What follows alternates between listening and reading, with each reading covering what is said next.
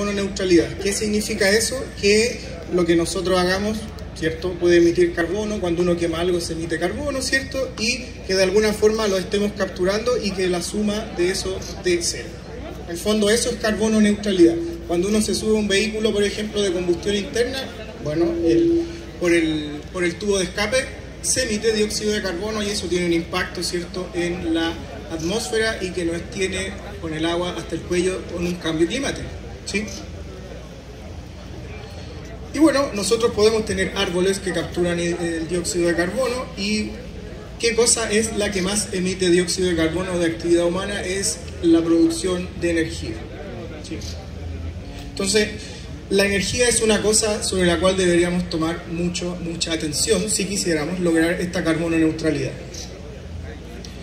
Bueno, el transporte. Hablamos de que por el tubo de escape salen gases y uno de ellos es el dióxido de carbono, y en realidad en este minuto tenemos dos alternativas. Tenemos la electromovilidad, vehículos eléctricos que se cargan del enchufe, y hay una cosa nueva que son los vehículos que funcionan con hidrógeno, ¿sí? Entonces preguntémonos cuál sería la alternativa de largo plazo, o cuál sería la cosa que debiéramos nosotros tomar atención y plantearla como una política, ¿cierto?, de aquí a 30 años, que eso es lo que ahora en este minuto la gente, no solamente en Chile, sino que en el mundo, se está preguntando.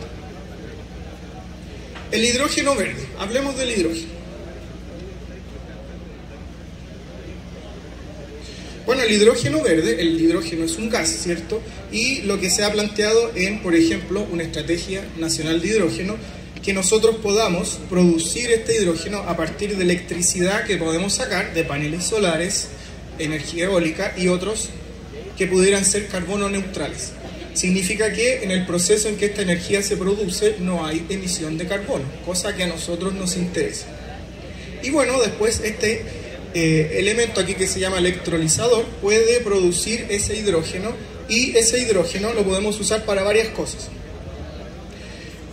Una de ellas es el transporte, y en esta lámina, ¿cierto?, vemos que el transporte, según la Agencia Internacional de Energía, va a tener una participación muy importante en el uso de ese hidrógeno. Entonces aquí ya tenemos una pista. Parece que el transporte va a ser algo que va a usar hidrógeno. Otra cosa que nos ha dicho la política pública, ¿cierto?, en sus estudios, es que Chile es un lugar donde el hidrógeno verde debiera ser propicio de producir en cuanto a costo, principalmente porque el país en el norte tiene mucha energía solar y en el sur mucha energía eólica, ¿sí? Entonces, parece que el hidrógeno verde viene a ser una cosa importante. Hay una estrategia nacional sobre el tema. Entonces, cabe preguntarse, bueno, ¿qué podríamos hacer con ese hidrógeno? Y una de esas cosas es usarlo para propulsar vehículos para evitar que produzcan dióxido. Y aquí hay otros números, ¿cierto?, que tienen que ver con que el hidrógeno de alguna forma va a ser conveniente para la economía del país, además de eso. Entonces, nosotros vamos a tener lo que les había mencionado, la electricidad, que la podemos sacar de fuentes sostenibles, que son carbono neutrales.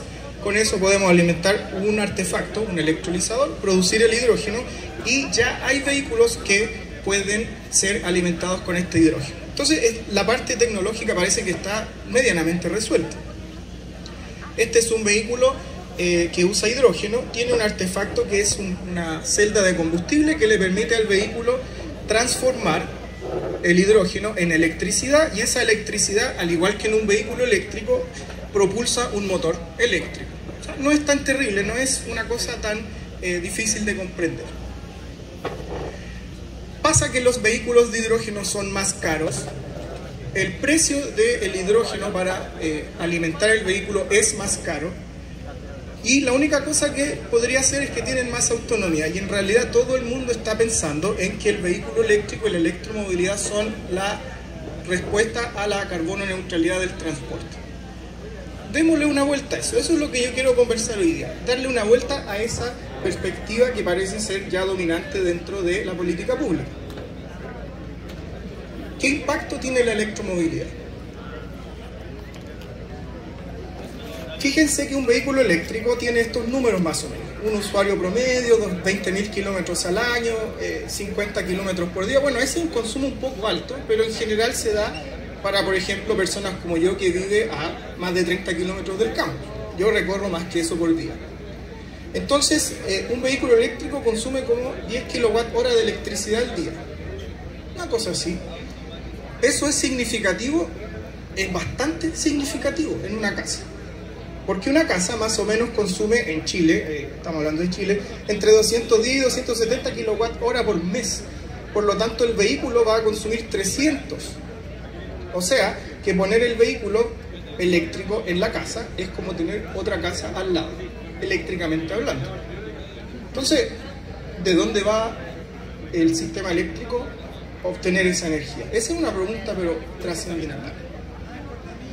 Fíjense acá, este es un usuario real que, bueno, es un taxi, es un vehículo que se usa mucho más que uno normal, pero son 200 kilowatts al mes los que consume esta persona, y después se compró un vehículo eléctrico de taxi, 750 kWh por mes. Esto es medido en una casa de verdad en Chile. Muy significativo, ¿no? En otros países, ¿cierto?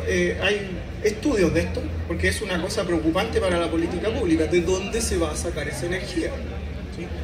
Entonces acá hicieron un estudio en Estados Unidos, 2 a 3 millones de clientes en un sector de Nueva York, esos son más o menos los datos, 1.1 millones de vehículos. Entonces ellos se preguntan, oye, ¿qué va a pasar si a esta ciudad le metemos 1.1 millones de vehículos? Santiago tiene 4 o 5 millones de vehículos, digamos, pequeños.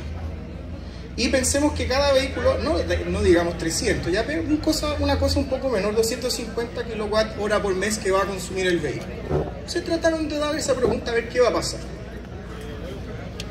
Resulta que para poder acomodar esos vehículos a la red eléctrica, por cada vehículo que tiene que acomodarse, el sistema eléctrico tiene que invertir $5.300, en el mejor de los casos, $5.800 en el peor de los casos, para que ese vehículo tenga infraestructura, principalmente infraestructura, para poder acoplarse a la red. ¿En qué se traduce eso en la vida real? Que si yo vivo en una población, por ejemplo, de 60 casas, probablemente va a poder tener vehículo eléctrico unas 20. Y la casa 21 va a necesitar infraestructura adicional. ¿Quién va a pagar esa infraestructura adicional? Es una pregunta súper relevante y que en este estudio se ha detectado que es un número de dinero bien significativo. De hecho, hicieron un cálculo. Estados Unidos se parece un poquito a Chile en cuanto a la manera en que se regula la electricidad, no tanto, pero es un punto de comparación. Y si nosotros traducimos la cantidad de dinero que hay que meterle a la infraestructura con respecto a cómo debería la tarifa responder a eso, la tarifa en Estados Unidos subiría 40%. Ese fue el resultado del estudio. Si queremos poner 1.1 millones de vehículos en el sistema, eso es lo que tendríamos que hacer con la tarifa eléctrica. Entonces, uno se pregunta, oye, ¿qué pasaría, no? En el día de hoy, ¿cierto? No hay 1.1 millones de vehículos circulando en Santiago. Por lo tanto, es una pregunta que ahora no es tan inmediata de hacerse. Pero ¿qué va a pasar en 30 años? El gobierno quiere que el país sea carbono neutral en el 2050. Probablemente no se llegue, pero a lo mejor en el 2060 sí. Vamos a tener que pagar todo eso. El hidrógeno, en cambio, es un energético que no necesariamente tiene que entrar por los cables de la electricidad. Una cosa que a mí como eléctrico me apasiona mucho, y pensar que el sistema eléctrico va a crecer de una manera exorbitante, que todos ustedes que están acá van a tener pega asegurada por 100 años, ingenieras e ingenieros eléctricos. Pero la verdad es que hay estudios que sugieren que cuando uno integra la matriz de transporte, el hidrógeno verde, las estaciones de carga, y analiza todo lo que significa económicamente hablando tener infraestructura que no es nueva. Uno pone la misma bomba de benzina que uno conoce y la adecua para hidrógeno, es el mismo lugar físico. Entonces hay estudios que sugieren que parece que podría ser una buena alternativa respecto de este costo significativo que no solamente Boston Consulting Group, sino que otros varios estudios han estado avisando que podría llegar a ocurrir. Bueno, ¿hidrógeno verde o electromovilidad? Esa es la pregunta de hoy. todavía son mucho más caros. A la persona usuaria, ¿cierto? Todavía no le es atractivo un vehículo de hidrógeno verde, nadie está pensando en eso, hay pocos lugares. En Japón es un lugar que yo, si a ustedes les interesan los vehículos de hidrógeno, miraría con mucha detención. Pero todavía es como, no, mire, soy hidrógeno verde, como que no, muy caro. Ya todavía la gente tiene reticencia sobre los vehículos eléctricos, que son caros. Imagínense otro que es más caro. Pero el impacto que podría tener esa integración en el largo plazo en nuestro sistema energético, pasado a costo en la cuenta eléctrica, podría ser significativo y vale la pena hacerse la pregunta. Entonces yo les dejo esa pregunta. Yo no tengo una buena respuesta, recién estamos como actividad de investigación tratando de obtener esos números en el caso de Chile. ¿Cuál es la política pública que debiera desarrollarse? ¿Sí? Así es que eso quería comentarles hoy día. Es una pregunta abierta y muchas gracias por venir. Espero que disfruten la Feria Eléctrica 2022.